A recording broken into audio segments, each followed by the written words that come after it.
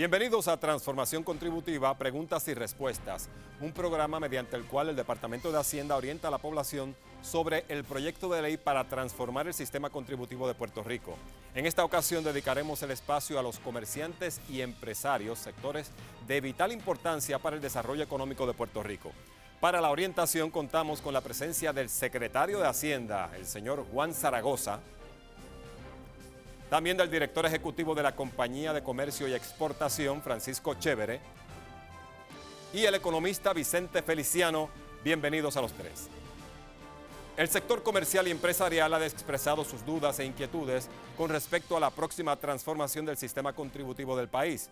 Algunos se preguntan si sufrirán aumentos en sus gastos operacionales o cuáles exenciones, si algunas, les aplicarán. Pero, ¿cuál será su impacto real en los negocios? ¿Cuáles ajustes serán necesarios durante el proceso de transición de un sistema contributivo a otro? Veamos a continuación.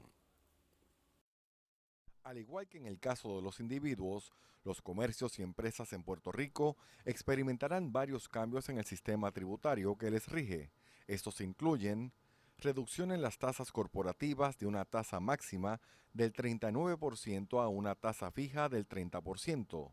Se reduce la contribución alternativa mínima, incluyendo el impacto de la contribución del 20% sobre los cargos entre entidades relacionadas. Se reducen los costos operacionales, pues en general se puede tomar como crédito todo el IVA pagado, incluyendo sobre lo que hoy se paga IVU y no se acredita, como las transacciones entre negocios relacionadas a las telecomunicaciones, mantenimiento, seguridad y gastos bancarios, entre otros. Personas que trabajan por cuenta propia, se elimina la contribución adicional del 2%. Se abre la elección a que más corporaciones tributen como entidad conducto y se beneficien de la reducción en las tasas contributivas de individuos. Esto en lugar de tributar a la tasa fija del 30%. Por último, recordemos que el IVA no es un impuesto al negocio, sino al consumo. Una vez entre en vigor la transformación contributiva, estos serán algunos de los cambios a los mecanismos tributarios que actualmente rigen a los comercios y empresas en Puerto Rico. Para detalles adicionales sobre estos cambios y cómo serán aplicados, vamos entonces con el secretario de Hacienda, Juan Zaragoza, el director ejecutivo de la Compañía de Comercio y Exportación, Francisco Chévere, y también del economista Vicente Feliciano. Saludos de nuevo a los tres. Saludos. Bueno, lo más que podríamos destacar inicialmente sobre la transformación en lo que concierne a los comerciantes y demás componentes, ¿no?, de este sistema tan importante, ¿cuál sería lo que podríamos destacar? Mira, a grandes rasgos, hay dos cambios importantes. Uno, en el área del impuesto al consumo, y es que estamos moviéndonos del sistema actual, que es un IVU alterado, realmente es 75% IVA. Nos vamos a estar moviendo o transicionando de ese sistema a un IVA. Y segundo, en el área de contribución sobre ingresos, se han hecho unos cambios importantes que van a permitir, y podemos ampliar sobre esto un poco más adelante, van a permitir que los negocios, particularmente los pequeños y los medianos, puedan tributar como si fueran un negocio a nivel personal. Y eso puede parecer una sutileza, pero cuando decimos que puede tributar como si fuera a nivel personal, es que tributa como si fuera tu salario. Y tú sabes que entre las enmiendas que estamos haciendo a nivel personal, si tú eres soltero, los primeros $40,000 de todo el mundo están exentos. Y si eres casado, los primeros $80,000 de ingresos están exentos. Así que si tú tienes un negocio, si de eso tú vives, pues y tributas como individuo, los primeros $80,000 de ingreso neto, no te estoy hablando de venta, de ingreso neto de ese negocio están exentos. O sea que en esencia, por primera vez se le estaría concediendo básicamente una exención contributiva parcial a la mayoría de los negocios medianos y pequeños en Puerto Rico. Entonces, señor Chévere, a raíz de ese planteamiento y la evaluación que hace sobre la parte que tiene que ver con los comerciantes y los pequeños negocios, ¿cuáles aspectos destacaría usted? Yo destacaría un par de aspectos adicionales a los que mencionó el secretario. En primer lugar, históricamente, bajo el sistema del IVU, el comerciante, particularmente el pequeño, el microempresario, que compra productos para revenderlos no podía coger un crédito por el IBU que paga, luego cuando revenda sus productos y cobre el IBU, no podía coger un crédito contra ese IBU que paga en el Departamento de Hacienda. Bajo la nueva transformación contributiva, el comerciante va a poder coger un crédito no solo de los productos que él compre que pagan IVA, sino de los servicios también que sean necesarios para operar su negocio. Ese es un avance importante. En segundo lugar, como está presentado el proyecto, los microempresarios y pequeños empresarios que vendan menos de $75,000 anuales en ventas brutas, ni tan siquiera van a tener que entrar en el sistema de IVA, no están obligados a entrar en el sistema de IVA ni a cobrar el IVA tan siquiera. Se elimina también el concepto del IBULOTO y la máquina del IBULOTO. Así que esos son ventajas que trae la transformación contributiva para el pequeño y mediano comerciante. Entonces, le pregunto a Vicente Feliciano, el economista, ya en términos conceptuales y haciendo una comparativa de lo que han planteado tanto el secretario de Hacienda como el señor Chévere, y vis a vis, ¿no?, con los pequeños comerciantes y el sector comercial, ¿cuáles aspectos destaca usted como positivos de lo que se está proponiendo? Bueno, lo más importante está en que se está alterando la estructura de impuestos para enfatizar un impuesto al consumo vis a vis un impuesto a la producción y el empleo. En el caso de los comerciantes, sus tasas contributivas bajan y por lo tanto el incentivo de establecer una empresa y de arriesgarse pues es mayor. Así que se está fomentando el que la gente monte empresa. En el caso de exportación, y lo vamos a ver, el sistema es particularmente incentivador de ese tipo de actividad comercial. Así que estamos alterando la estructura tradicional de cobrarle impuestos a los ingresos y al cobrarle impuestos al consumo fomentamos el empresarismo. Sabemos pues que ha habido una gran cantidad de críticas a la propuesta de cambiar de IBU a IVA, pero con respecto a los comerciantes y el sector comercial, el señalar, por ejemplo, que salen peor con el IVA que con el IBU, ¿por qué no es correcto, secretario? Bueno, es que realmente el IVA es un sistema de tributación. El IVA es un impuesto. Y esa distinción que puede sonar un poco compleja, realmente lo que sucede es que el IVA está diseñado de tal forma que pone a todos los suplidores de tu negocio. Cuando digo suplidores, los que te venden bienes o los que te venden servicios. Pone a todos los suplidores a que te cobren un impuesto, pero ese impuesto no es otra cosa que un adelanto del impuesto que tú me tenías que enviar a fin de mes. Porque, y reconocemos que desde el punto de vista de transición hacia ese sistema es un poco difícil porque requiere mucha orientación, porque a primera vista, si tú eres un comerciante y te cobran sobre una mesa un 16%, o sobre un inventario un 16%, o el CPA te cobra en sus servicios 16%, pues la reacción tuya es que te están aumentando tus costos de operación. Y ciertamente eso tiene un peso sobre tu cash flow, sobre tu efectivo, porque lo tienes que pagar. Pero no es menos cierto que eso que te está cobrando el CPA, que eso que te está cobrando el que te vendió en el inventario, que eso que te está cobrando el que te está rentando el local, tú lo puedes acreditar peso a peso contra lo que tú me ibas a enviar. Antes tú me enviabas $10,000 al mes. Tú vendías y me enviabas $10,000. Ahora Hacienda dice, yo no voy a esperar a que tú me envíes $10,000. Yo voy a poner a todo el que te vende algo a ti a que me adelante un pedacito de esos $10,000. Y al final de mes, cuando tú le das a la máquina de sumar y dice 10,000, dice menos lo que me cobró el del inventario, menos lo que me cobró el de la renta, lo que me cobró el de los anaqueles y el papel. Hacienda, no te voy a enviar 10,000, te voy a enviar 1,200. Y seguiremos tratando, ¿no?, sobre este tema en particular. Vamos ahora a ver un caso. En el caso de los pequeños comerciantes, aplicará una consideración adicional. Aquellos que generen ventas menores a los $75,000 no tendrán la obligación de cobrar el IVA, de cobrarlo. Esto implicará los siguientes beneficios adicionales para el pequeño comerciante. Por ejemplo, no tendrán que mantener récords para IVA, no tendrán que erradicar planillas mensuales, no tendrán que solicitar los comprobantes fiscales. Así que básicamente eso cae y resume bien lo que se está planteando. Fíjate, porque también es un enfoque de costo-beneficio para ambas partes. El comerciante pequeño, volviendo al ejemplo que te estaba dando, en teoría tendría que vender, pero recopilar esos chispitos que cada uno de sus suplidores le cobraron, para entonces hacer su fórmula y decir cuál es el neto y enviármelo. Tradicionalmente, comerciantes a ese nivel, vendedores de bienes o servicios, es tan poquito lo que me van a enviar en el neto, porque recuerda que cuando ellos compran, le cobran. Lo que es tan poquito lo que me van a enviar a mí en el neto, que realmente para el Estado, costo-beneficio, mira, pues no me rindas planilla, ¿ves? Y así, a mí se me facilita la administración del impuesto, porque puedo sacar 20, 25 mil planillas del sistema.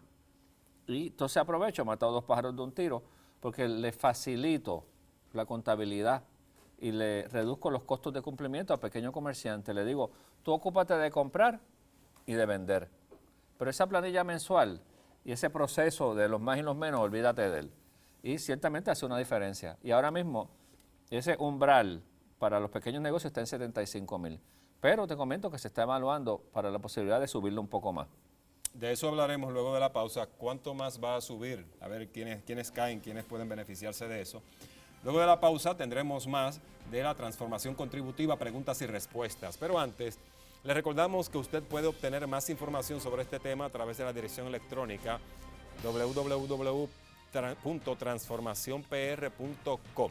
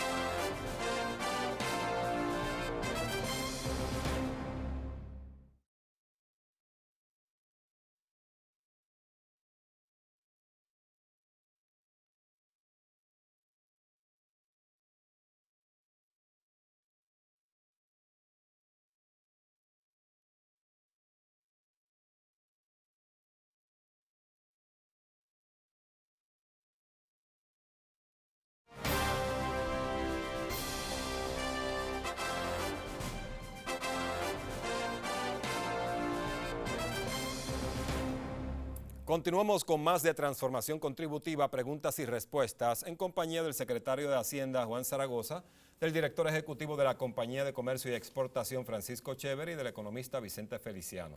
Conversamos sobre los cambios por los cuales atravesarán los comercios y empresas una vez entre en vigor la transformación del sistema contributivo de Puerto Rico. Pero antes de continuar, vamos a darle paso a una pregunta hecha precisamente por un comerciante. Escuchemos. Exactamente cómo es que funciona el IVA y cuál es la diferencia entre el IBU y el IVA.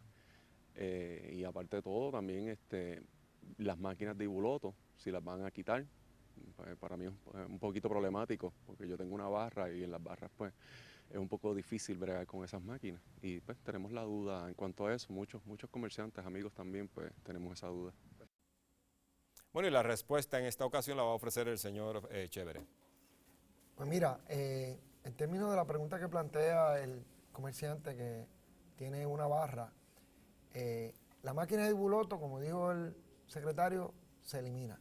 El sistema de Ibuloto se elimina por completo bajo la transformación contributiva.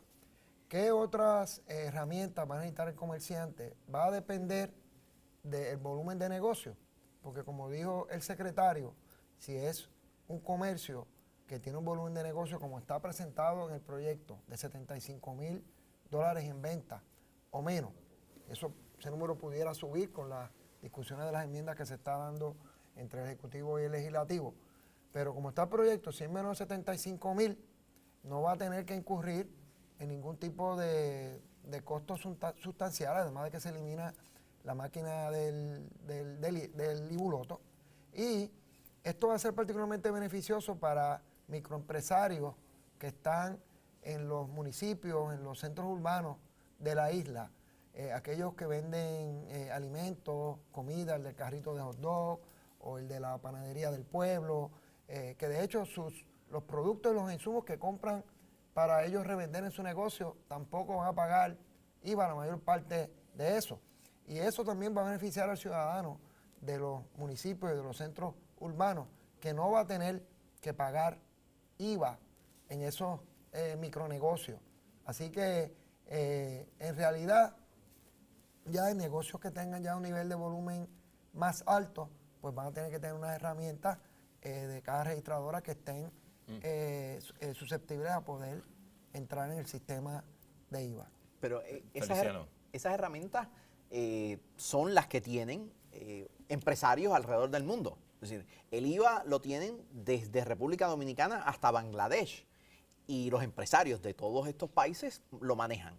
Y los empresarios puertorriqueños, pues que son capaces, no son menos que en el mundo entero y lo van a poder manejar sin grandes dificultades una vez se familiaricen con el concepto. Tenemos que pensar en el IVA como se piensa un poco en los antibióticos, que hay una primera generación, segunda, pues el impuesto en los muelles era la primera generación de impuesto al consumo.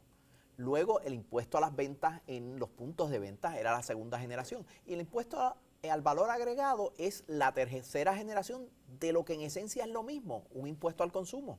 Y nuevamente, si lo manejan en el mundo entero, pues los puertorriqueños no somos menos. Bien. Vamos a pasar al tema del segmento en esta ocasión, las entidades conductos. Y es que actualmente existen 3 tipos de entidades que no tributan para propósito de contribución sobre ingresos, sino que sus dueños recogen su participación distribuible en la ganancia de la entidad en su planilla y tributan por dicha participación. Hablamos de las sociedades especiales y las corporaciones de individuos. Bajo la transformación contributiva se eliminarán estas 3 entidades para crear una que se llama la entidad conducto. Entonces vamos a preguntarle al secretario de Hacienda por qué se tomó esta decisión. Mira, se tomó principalmente para simplificar el código. Esto de las entidades conducto puede ser un poco complicado explicarlo, y es que cuando una persona decide abrir un negocio, pues una de las consideraciones, además de si el negocio es viable o no, es la forma legal de negocio que tú vas a utilizar. Y tradicionalmente se les recomienda a las personas que usen una corporación, porque la corporación, desde el punto de vista de riesgo, aísla a los dueños del negocio del riesgo del negocio. El problema con tú usar una corporación, que es lo recomendable, es que la corporación entonces se convierte en una entidad que rinde planilla, aparte de ti. Y al rendir planilla aparte de ti, te crea unos costos contributivos adicionales. Con lo que estamos haciendo, además de simplificar estas entidades conductos, es eliminar las barreras que habían cuando tú empezabas un negocio como una corporación. Si tú decidías a mitad de camino cambiar el rumbo y decir, oye, me sale muy caro la corporación porque pago muchas contribuciones, yo quisiera tributar como si fuera a nivel mío personal. Y cuando decimos a nivel mío personal es que tú sabes que en tu planilla de contribución sobre ingresos hay unos anejos que dice ingresos de profesiones, ingresos de negocios, ingresos de agricultura, y tú pones ahí lo que vendiste, lo que facturaste, lo que te gastaste y te da un neto y lo pasas al frente como si fuera salario. Pues cuando te digo tributar a nivel personal es eso precisamente, que fluya a tu planilla personal y no a una planilla de Chenti Inc. ¿Ves? Y pues lo que queremos hacer con eso. ¿Por qué brinca? No, Porque eso es cierto. sabe que le cuesta más. Sí. Y entonces lo que queremos hacer con esto es facilitar. Antes habían 3 de estas criaturas conductos y era un poco complejo para el empresario escoger y que su CPA le explicara. Y mira, parte de lo que queremos hacer también aquí, además de reducir los costos, es simplificar las decisiones de negocio. Pues mira, sí, hay un solo tipo de criatura conducto, este es el beneficio, vas a tributar como si fuera a nivel personal Y como te decía ahorita, lo más importante es el efecto de eso. Y es que a nivel personal, si eres soltero, los primeros 40,000 son exentos. Y si eres casado, los primeros 80,000 son exentos. En el caso de las corporaciones no es así. Empiezas a tributar desde el primer peso. Entonces me regresa a lo que se me ocurrió cuando lo mencionó por primera vez, que mencionó que hay la posibilidad de que esa cifra cambie. No, la que te decía que iba a cambiar es otra. Pues cuando hablamos de pequeños y medianos comerciantes, ahorita te hablaba de un umbral de $75,000 que aplica en el contexto del IVA. Las entidades conductos es en el contexto de contribución sobre ingresos. El umbral de 75,000 es en el contexto del IVA, de esa planilla mensual que hoy se llama planilla mensual de IBU y que próximamente se va a llamar planilla mensual de IVA, y que si tú vendes 75,000 o menos, no me vas a tener que rendir esa planilla. A eso era que me refería con ese umbral. Y reconociendo que posiblemente 75 es una cantidad muy bajita, pues se está evaluando la posibilidad de subirla un poco más para que una cantidad mayor de negocio no tenga que rendirme esa planilla mensual de IVA y que, como decía Chévere, se le facilite su operación diaria y no tengan que recopilar tanta documentación. 3 cifras en 100,000. Sí, sobre 100,000 debe estar. Eso va a redundar en más ganancias para el empresario cuando rinde bajo la tasa individual y va a, obviamente, al final del año, cuando él compute esos ingresos, va a abaratar o va a contrarrestar cualquier costo operacional que tenga en el negocio que pudiera tener costo adicional, lo va a contrarrestar porque va a tener una ganancia mucho más alta. El tema, entidades conducto, de momento yo digo, trato de descifrarlo por las dos palabras. Sí, es que suena complicado. Pero bueno, cuando usted está hablando, el economista Feliciano como que reaccionó y le pregunto entonces, basado en su reacción, el beneficio general desde el punto de vista de un economista de esas 3, convertirlas en entidades conducto, ¿cuál es? Bueno, es que se hace más fácil el manejo y la persona no tiene que estar pensando en si lo voy a declarar a nivel de la corporación o lo voy a declarar a nivel de individuo. Digamos que yo soy el dueño de una corporación y la llamamos Chenti Inc. Pues esa corporación genera ganancias. Yo pagaría ganancias a nivel de la corporación. Luego esa corporación me pagaría dividendos a Vicente Feliciano. Y entonces a nivel personal, pues yo pagaría impuestos sobre esos dividendos. Una entidad conducto es, Chenti Inc. se mantiene para protegerme legalmente de si hay una demanda o algo. Mis activos personales están protegidos. Pero las ganancias de la corporación automáticamente son ingresos de Vicente Feliciano. Y por lo tanto, yo las tributo en mi planilla de contribución sobre ingresos individual. Y eso pues facilita el manejo contributivo para particularmente los pequeños empresarios. Y se espera que la inmensa mayoría de las corporaciones hagan la transición a corporación, a entidad conducto. Bien. Vamos a una gráfica adicional, en la cual se ilustra cómo se beneficia la corporación si se mueve a entidad conducto. Se trata de una corporación con 2 accionistas casados. Es una corporación que, repito, cuando hablamos de una corporación es una criatura legal diferente a sus dueños, que rinde planilla igual que rindes tú. Y tiene un ingreso neto de $350,000. Hoy, esa entidad, como decía Chenti, tiene que rendir su propia planilla. Y sobre ese nivel de ingreso, estaría pagando $116,000. Pero tú creas esa corporación no para que ella venda y genere ingreso y el ingreso se quede allá. En algún momento, como dicen, tú quieres ordeñar la vaca. Y tú dices, oye, está bien, la corporación está dejando chavo. Pero, ¿y para mí? Pues la forma de que tú sacas el dinero de la corporación a tu bolsillo se llama dividendo. Y eso tributa también. Entonces, la entidad se ganó 350, pagó 116. Y cuando tú sacas ese dinero a tu bolsillo, hay un impuesto adicional de 35 y suma 151. Eso es lo que se llama el sistema de doble tributación a nivel de la corporación. Paga la entidad y paga los individuos cuando tú sacas los chavos para ti.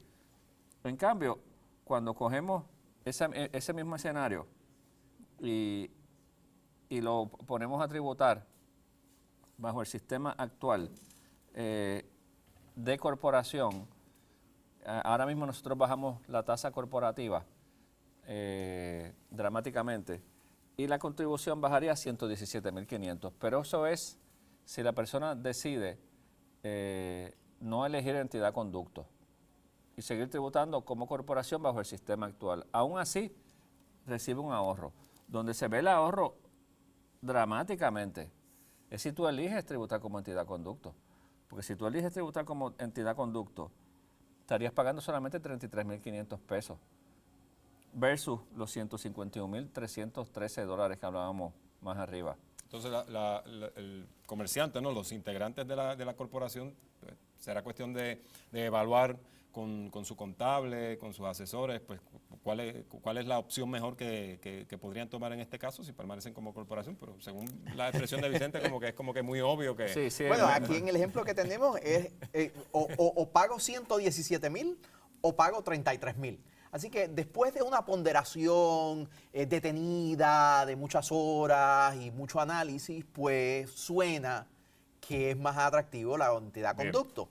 ¿Por qué es factible dar esa rebaja tan brutal en impuestos a los negocios?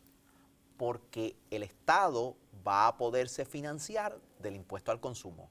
Así que cuando hablamos de este tipo de avance en términos de promover el empresarismo, tenemos que estar conscientes que viene atado a el impuesto al consumo. Vamos a hacer una pausa. Posiblemente retomemos en el último bloque cualquier explicación adicional, sobre todo en este caso de las entidades conducto. No se retiren, recuerde que en este espacio le brindamos la información oficial y correcta sobre el plan de transformación del sistema contributivo de Puerto Rico en blanco y negro. Con el IVA se reducirán las tasas corporativas. Luego de la pausa ampliamos.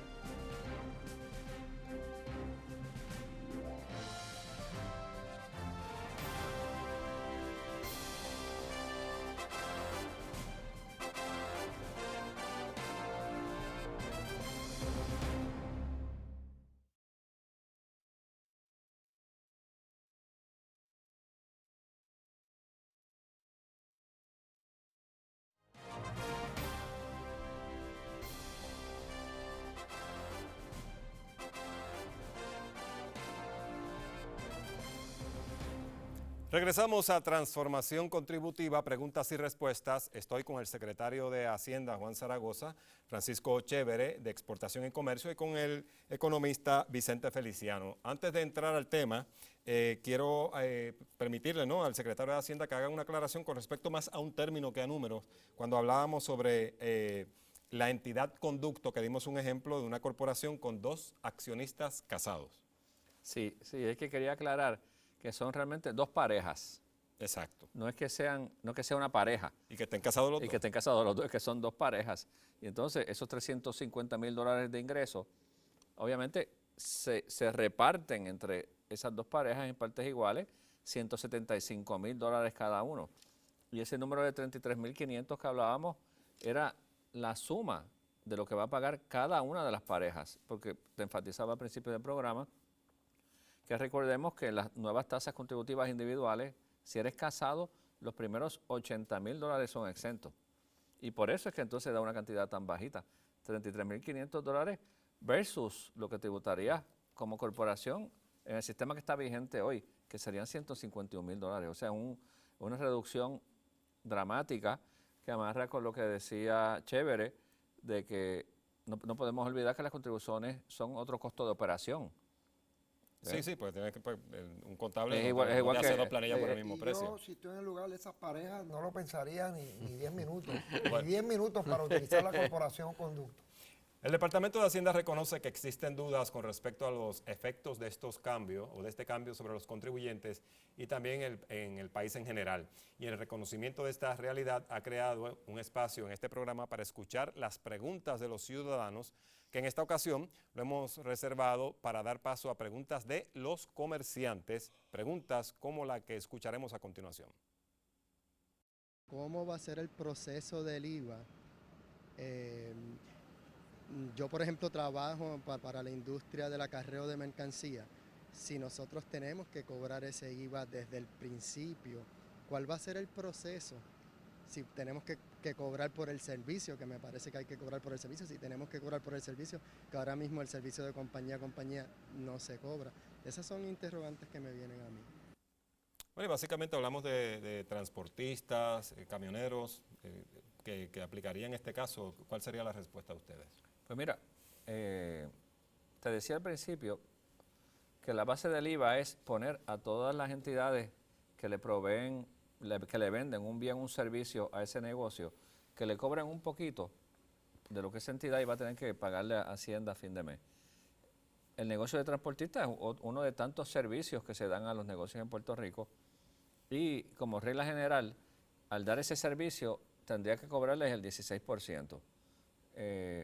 Pero te enfatizo de nuevo, no es que el costo de ese servicio esté aumentando, porque como regla general, ese negocio que va a estar sujeto a ese 16% va a poder reclamarlo peso por peso contra lo que me va a enviar a fin de mes. Otra cosa que hay que señalar, y amarrándolo aquí con lo que hablábamos ahorita del umbral de los pequeños comerciantes, es que si ese transportista trabaja por su cuenta o tiene un negocio y factura $75,000 o menos, o la cantidad que finalmente se establezca en el umbral, que me parece que va a ser más de $100,000, si factura menos de esa cantidad, pues no va a estar requerido a cobrar el IVA en el servicio que presta. O sea que hay que hacer esa aclaración porque, como te decía, como regla general tienes que cobrarlo, pero siempre hay que estar pendiente a ese umbral de los pequeños negocios que va dirigido pues, a abaratarle los costos a los pequeños negocios y hacerlos más competitivos también. Sí, fíjense, hay la diferencia. Si es un acarreador independiente y una compañía grande con 30 camiones, los dos van a pagar IVA en sus insumos, de los suplidores. Pero el pequeño comerciante no le va a cobrar IVA a sus clientes, mientras que la gran empresa sí, aunque esos clientes de la gran empresa a su vez van a poder transparentar, van a poder recibir crédito por el IVA que se le cobró. O sea que ese mediano comerciante que tal vez tiene un volumen de más de $75,000 o el umbral que se determine, no tiene que preocuparse de que, o no debe preocuparse porque le vaya a bajar el volumen de negocio, porque como muy bien han dicho ellos van a poder coger, los clientes de ellos van a poder coger un crédito del IVA que le pague al transportista contra el IVA que ellos cobren en su negocio. A tono con la pregunta hecha por este comerciante, durante este segmento explicaremos el proceso mediante el cual los comerciantes y empresarios hacen el pago del impuesto al valor añadido conocido como el IVA, según se implementa en cada etapa de la cadena de distribución hasta llegar al consumidor. Para esto vamos a presentar una serie de gráficas que ilustran este proceso y vamos con la primera y vamos a comenzar pues precisamente a explicar cómo es que funciona esto, porque de ahí es que yo también viene un poco la misma confusión. He escuchado personas que plantean que el sector 1 cobra el 16, el 2 el 16, entonces van sumando 16%, y no necesariamente es así. Secretario, procede usted. Sí, pues mira, lo primero que hay que aclarar dos cosas. Número uno, que esto está funcionando así hace 6 o 7 meses. Esto no viene con el IVA. Por eso yo te decía al principio que el sistema de hoy es 75% un IVA, porque esta forma de pagar el impuesto está vigente hoy. Lo segundo que hay que aclarar, aunque para propósitos del ejemplo vas a ver que tenemos alguien que importó la mercancía, otros dos comerciantes y otros dos comerciantes antes de que llegue al consumidor final. Hay que aclarar que en el caso de Puerto Rico, cuando hablamos de canal de distribución, no es el canal de distribución de los años 50, donde alguien traía la mercancía, había un mayorista, había un detallista, estaba el consumidor. Ponte a pensar en las cosas que tú tienes puestas hoy. La ropa que tú tienes puesta, muy posiblemente, el que la levantó en el muelle, te la vendió a ti. Porque el grueso de las cosas que tú tienes puestas, posiblemente las trajo a una mega tienda. Sí. O sea que no hay, y tú visualizas tu casa y piensas en los muebles y piensas en los enseres. Y posiblemente, pero porque eso hay que aclararlo, porque cuando la gente habla del 16 más 16 más 16, aquí casi siempre lo que hay es que el que importa te lo vende. Pero para propósitos del ejemplo, vamos a hacerlo así. Vamos con la gráfica, empezando con el número 1. Comercio fuera de Puerto Rico. Si alguien va al muelle y levanta la mercancía, y estoy hablando de un comerciante, y esa mercancía tiene un costo de 100, y para levantarlo le envía 16 a Hacienda.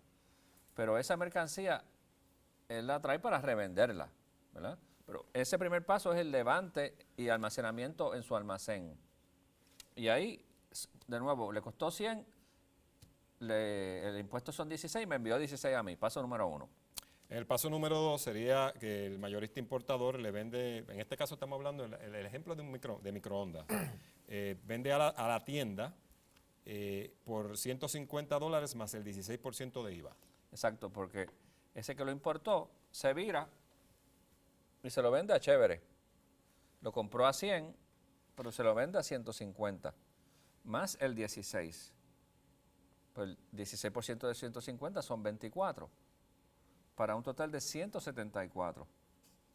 Pero yo no le voy a enviar 24 a Hacienda, porque ya yo le pagué 16 cuando lo levanté. En ese caso 8. Entonces, cojo 24 menos 16, son 8. Y fíjate que ya Hacienda ha recibido 24, lo recibió en 2 plazos.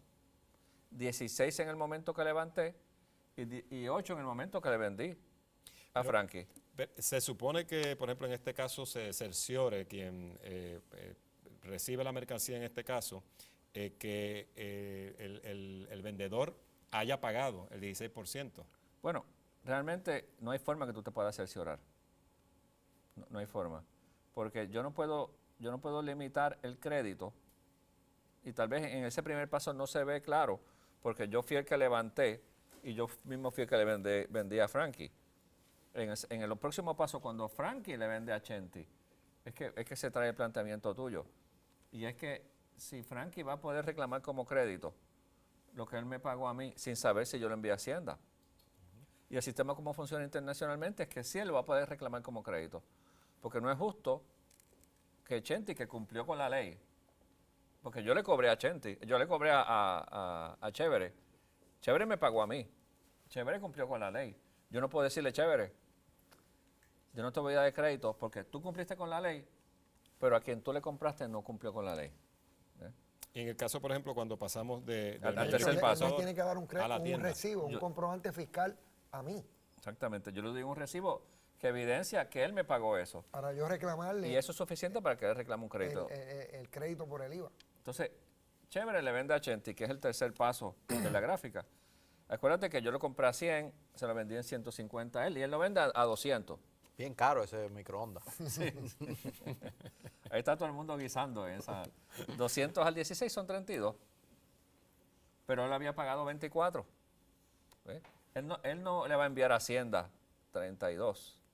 Él dice, él le cobró a Chenti 32, pero él me había pagado a mí 24, así que le envía 8.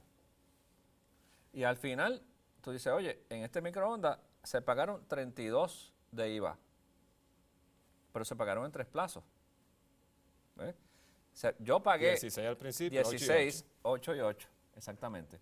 Y fíjate qué interesante, hay una cadena de pago y crédito, y si alguien se queda con el dinero, si Frankie se queda con el dinero en la transacción con Chenti, ya por lo menos Hacienda recibió parte. ¿Ves? Da un poco para atrás y vamos a empezar en el IBU que pusimos en el 2006, que la mercancía fluía todo ese camino y nadie pagaba. Y dependíamos, yo levantaba, yo le vendía a Chévere, y el sistema dependía de que Chévere, cuando le vendía a Chenti, enviara el dinero. Si Chévere fallaba, No, perdíamos, cero. Ahí se era acababa. cero. Bien. Aquí en esta situación, pues si él falla, ya tienen lo mío. Vamos a continuar con este tema porque resulta sumamente interesante, sobre todo con el asunto de la fiscalización y la explicación. Hacemos una pausa, pero en breve vamos a regresar con más de transformación contributiva, preguntas y respuestas. Pero antes, le invitamos a obtener más información sobre este tema a través de la dirección electrónica www.transformacionpr.com. Ya regresamos.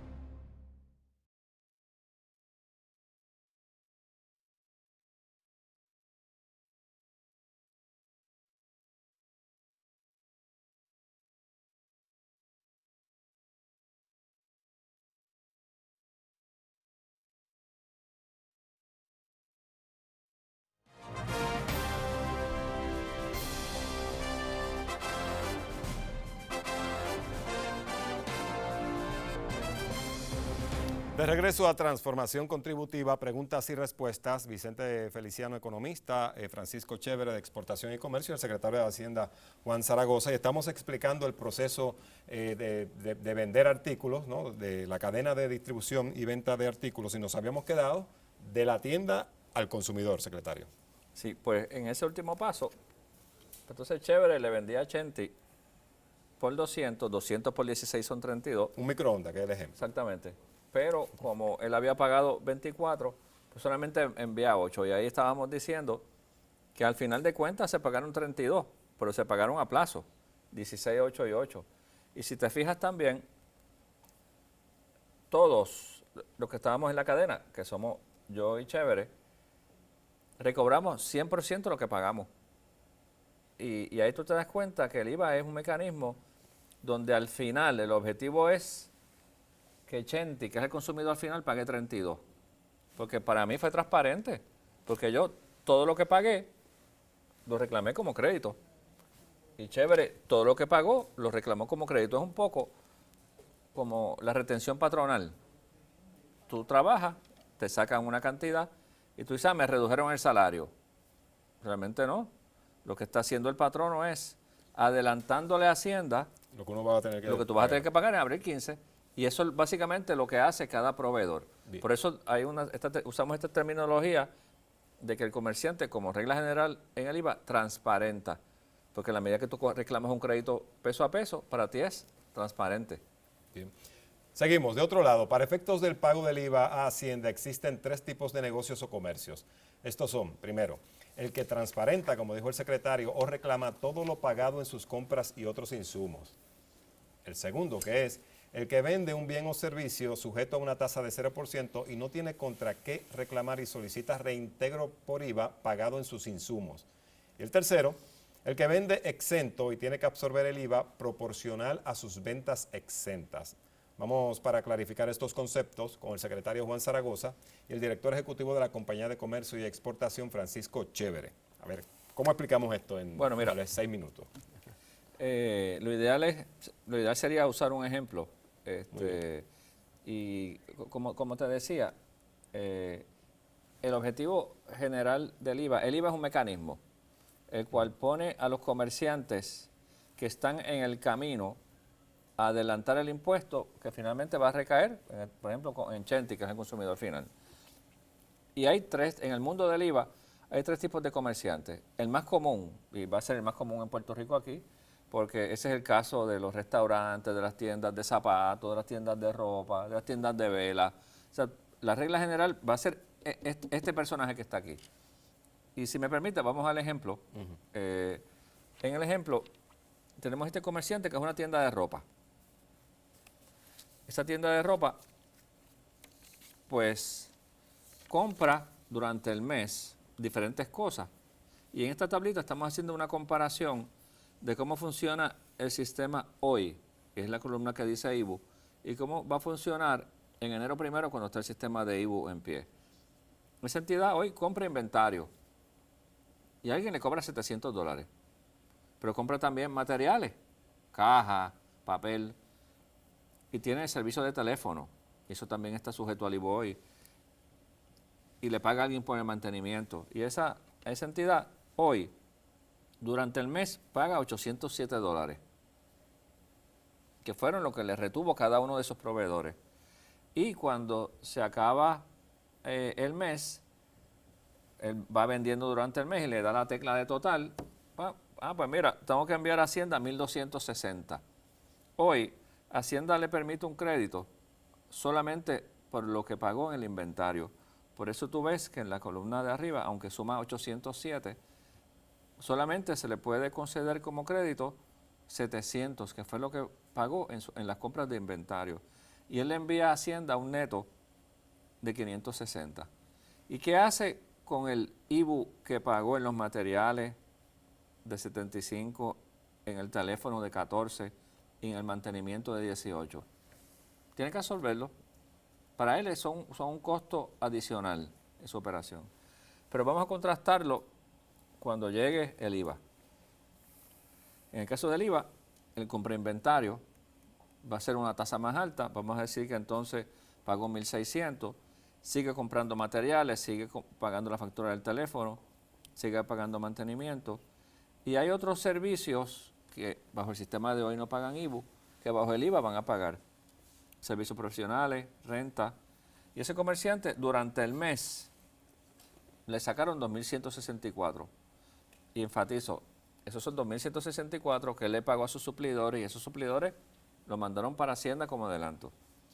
Llega a fin de mes, le da la tecla de nuevo y le da que en sus ventas él le cobró a sus clientes $2.880. Pero mira qué interesante, son 2.880. Pero él recopila lo que todo el mundo le cobró a él, que son 2.164. Y entonces le envía a Hacienda solamente 716. ¿Ves? Y ahí entonces tú te das cuenta que, oye, pues entonces lo que los diferentes proveedores y suplidores me cobraron, realmente no fue otra cosa que adelantarle a Hacienda un poquito cada uno de lo que yo le iba a enviar a fin de mes. Por eso es que usamos esta terminología de que el comerciante transparenta, porque todo lo que te cobran, tú lo reclamas como crédito. De nuevo, es como la retención patronal. Lo que el patrono te retiene, entonces tú lo reclamas cuando haces tu planilla de income tax peso a peso. Eso en la práctica, IBU versus IVA, como lo explica el secretario, implica, digamos, mayor dificultad procesal para el comerciante en cuanto a los trámites.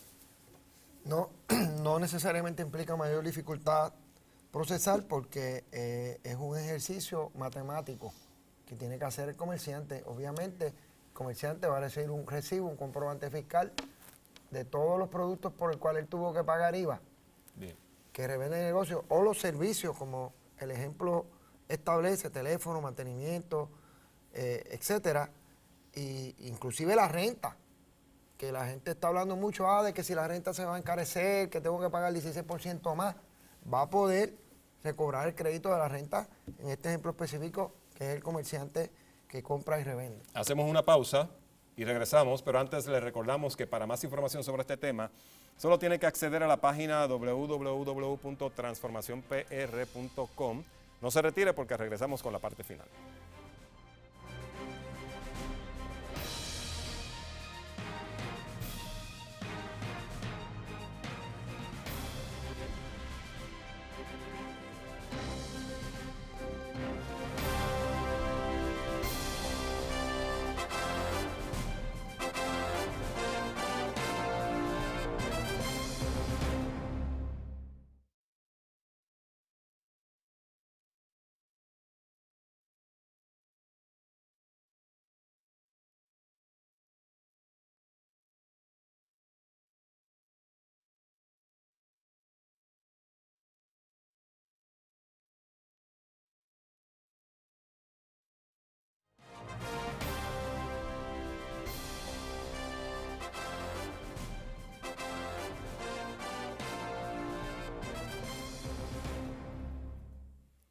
De regreso a la parte final de este programa de orientación a los ciudadanos sobre la transformación del sistema contributivo de Puerto Rico.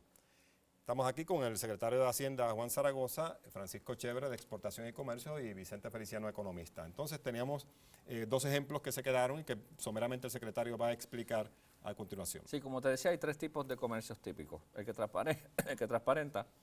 El segundo, que es lo que llamamos tasa cero. Y típicamente esos son los negocios de exportación, porque las jurisdicciones usualmente tratan de proteger de que sus exportaciones sigan siendo competitivas. Y en ese caso, y un poco volviendo a los números del ejemplo anterior, recuerda que siempre se pagaba en la compra y se reclamaba un crédito. El problema es que cuando tú exportas y esa exportación está exenta, no tienes contra qué reclamar el crédito.